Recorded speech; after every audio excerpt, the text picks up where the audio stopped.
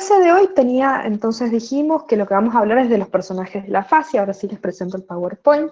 Los personajes de la fascia, vamos a comenzar con Ida Rolf. Ida, como les conté, es una americana que realiza un doctorado en Estados Unidos en bioquímica. Ella vivió hasta 1979 y es la pionera en lo que es la manipulación facial y su relación con el cuerpo humano en gravedad. Como podemos ver en las imágenes que están al pie de la diapositiva, vemos cómo ella trabaja con el paciente de una manera activa. Esto es muy importante en el método Rolfing. Ella le llama método Rolfing o método de integración estructural, y lo define como un proceso y una técnica de manipulación de tejido conectivo que pretende preparar al cuerpo para que sea capaz de adaptarla a la fuerza gravitatoria y conseguir que los segmentos corporales estén alineados verticalmente con dicha fuerza. Como vemos en las imágenes, a la hora de hacer Rolfing, que se llama esta técnica, el terapeuta y el paciente trabajan en una relativa armonía. Es muy interesante. Esta autora, este método actualmente no se realiza en la Argentina, la formación se realiza en Alemania, en Brasil, en Suiza, y si no me equivoco, pronto se realiza en España. Ya existe la Asociación de Rolfing Argentina. La terapia no ha venido acá específicamente para realizar dicha formación, pero lo que pretende es generar una participación activa. Para Ida, hay terapeutas que son realmente muy afines a lo que ella pensaba de la relación que tiene la tensegridad con la gravedad. Y observen la fecha en la que nació y los años en los que ha vivido, en donde cuando ella planteaba esto, era realmente revolucionario que una terapeuta que era bioquímica, o sea que estaba doctorada en bioquímica, estudie la fascia y la relación con la gravedad y el movimiento. Es por eso que Rolfing tiene grandes adeptos. Es una terapia muy interesante, pueden saber más información en la página oficial. Acá les he dejado el logo, de Rolfing, y es una formación que consta de distintos módulos en donde se trabaja con la fascia, con la terapia manual y con el movimiento. Acá podemos ver al terapeuta. Van a ver que muchos autores de los que vamos a mencionar y técnicas son muy parecidas a las que se realizan en el Rolfing por la época en la que se desarrollaba. Otro autor que vamos a ver es Robert Sleip. Robert, lo han escuchado ustedes por el libro de Vías Anatómicas, en donde se lo menciona. Robert Sleip es un autor que actualmente trabaja en Alemania, en la Universidad de Ulm, y como podemos ver en su currículum, entendemos que él estudió biología, que además es psicólogo, y que tiene un área de especialización en fascia, es uno de los únicos autores de los libros que vamos a ver que se dedica a esto. Él empieza buscando desde la investigación con sus tesis doctoral, además cuando entiende que la fascia estaba relacionada, empieza a realizar distintos métodos para el trabajo, incluso hace Rolfing, y termina certificándose en Rolfing en el año 83. Cuando entra en el mundo del movimiento, no solo presenta este autor, sino que trabaja con otro autor que es muy conocido, que se llama Feldenkrais. Feldenkrais es otra formación de movimiento, y en el 2006 recibe un doctorado en biología humana por la Universidad de Ulm. En su tesis doctoral habla sobre la contractibilidad de la fascia activa, sobre la contractibilidad facial, y recibe un premio por lo cual es reconocido a nivel internacional. Él fue el creador del primer Congreso Internacional de Fascia que se realizó en la Universidad de Harvard en Estados Unidos. Es un autor que tiene distintos libros. Lamentablemente no todos sus libros están traducidos, como por ejemplo el libro que tienen aquí. Este libro es el libro de fascia, se llama Fascia el libro.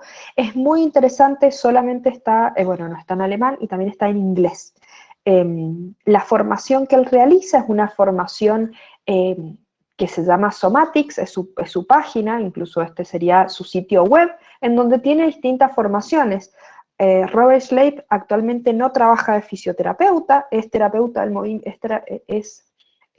terapeuta de movimiento, pero no se dedica a esa área. Siguiendo con la manipulación facial, vamos a hablar de Stecco. Luigi Stecco, es un autor italiano que es fisioterapeuta, y acá sí tenemos a un fisioterapeuta como parte del mundo facial. Luigi Stecco es contemporáneo, quiere decir que todavía hay cursos de la asociación Stecco, porque él continúa sus estudios con sus dos hijos. Los dos hijos de Stecco tienen un método que se llama manipulación facial de Stecco. Él desarrolla una técnica de manipulación facial basándose en trabajos de anatomía e histología. Y una de las cosas importantes que trabaja Stecco es que trabaja con la presión. Es muy importante este detalle porque vamos a ver que otros autores, como relacionaban la gravedad, o Schlapp, que relaciona el sistema facial en su conjunto y empieza a hacer estudios en laboratorios de fascia, Stecco trabaja con presiones y fricciones, y el objetivo que tiene es generar cambios biológicos a nivel del tejido conectivo. Su técnica se realiza en distintos lugares del mundo, Argentina es una, y les he dejado la página ahí, es Facial Manipulation Argentina, es la página, si ponen Luigi Stecco en Argentina, van a poder tener más información.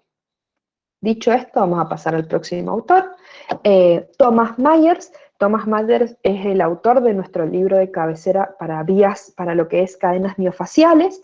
Él es el autor de Vías Anatómicas. Es uno de los autores más conocidos y actualizados respecto a las cadenas miofaciales. Genera una relación basada en estudios histológicos y anatómicos, en disecciones de cadáveres frescos, en donde él puede relacionar o les pone nombre, vamos a decir, a las distintas fascias o cadenas miofaciales que tenemos en nuestro organismo. Y a esas fascias les va a denominar vías anatómicas, o en inglés anatomy trains, y cuando habla de vías, habla de como vías de un tren que están en cierta manera conectadas. Nuestro próximo módulo, donde vamos a trabajar cadenas miofaciales, vamos a volver a utilizar este libro como parte de la bibliografía específica. Y hoy vamos a hablar en la segunda parte de este video sobre Andrés Pilatz. Pilat es un autor, él es de Polonia, es fisioterapeuta y está especializado en la terapia manual, creando un método al que le denomina inducción miofacial. Cuando Andrés crea este método, le coloca ese nombre de inducción porque él genera como una cierta conexión con lo que pretende lograr en el tejido miofacial. Él es autor de muchos libros. Uno de los libros se llama Inducción Miofacial, es el que nosotros tenemos como libro de cabecera para las técnicas miofaciales. Tiene su libro propio que es Inducción y es coautor de otros libros. Ha publicado en muchos lugares en Gran Bretaña, Italia, España, y además tiene una escuela propia que se llama Tupinec. Es una escuela que se encuentra en España, en donde él brinda no solo la atención a pacientes, actualmente él trabaja, y además realiza formaciones avanzadas sobre terapias miofaciales. La formación de Andrés Pilat se llama Inducción Miofacial y tiene aproximadamente 5 a 6 módulos. Concluyendo ya con la mayoría de los autores, nos quedan unos poquitos, vamos a hablar de Jean-Claude Chambertot. Este autor lo conocen por el video que vimos a principio de clase, que lo obtienen en YouTube, si lo necesitan volver a ver. El aporte que hace Chambertot a lo que es el estudio del sistema facial tiene que ver con el uso de la videoendoscopía en tejido vivo.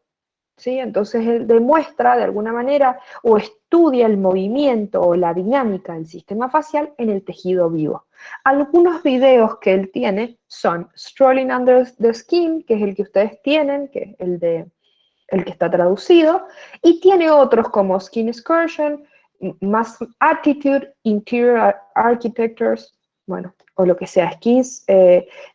Tiene uno que es muy interesante, que es sobre cicatrices, que es este que tenemos acá, que lo publica en el 2012. Es un video muy interesante que actualmente solo se encuentra en inglés, pero habla sobre la estructura facial en cicatrices, para algunos alumnos que me han preguntado varias veces sobre esto. Habla de la piel, de las cicatrices y de la densidad del tejido, de las durezas o restricciones. Y hablando un poco de otras características del sistema facial, vamos a hablar de otros autores como Jean-Pierre Barral, del Barral Institute. Él es un doctor francés, es doctor en osteopatía y es miembro de terapeuta físico y además miembro del registro de osteópatas en Francia. Él es el creador de un método que se llama manipulación visceral. Muy interesante este método, se utiliza tanto en osteopatía, en el estudio cuando realiza la carrera de osteopatía, se estudian las técnicas de Barral, y va a ser un autor que no solo va a analizar la fascia como algo miofacial, sino que durante sus estudios de osteopatía observa que había relación entre lo que le pasaba a las fascias viscerales y el dolor musculoesquelético del paciente. Y ahí comienza su estudio sobre las fascias viscerales. Actualmente, Jean-Pierre lo que genera o lo que se estudia con sus métodos de manipulación visceral es casi único. Incluso es el autor de referencia de la mayoría de las manipulaciones viscerales. Él desarrolló muchos libros, son muy interesantes, Manipulaciones Viscerales, se llaman la mayoría de sus libros, y habla de distintos abordajes. Por ejemplo, habla de abordajes para el aparato urogenital, es muy interesante trabajar sobre distintas áreas de la kinesiología que por ahí entendemos por ahí que lo facial es nada más miofacial, y no quiero que se lleven de este módulo que la fascia es solo eso. Para poder acceder a una formación de manipulación visceral, se necesita ciertas características como estudios anatómicos, sensibilidad en la mano, y por eso es que no hemos dedicado este módulo a esas terapias, ¿sí?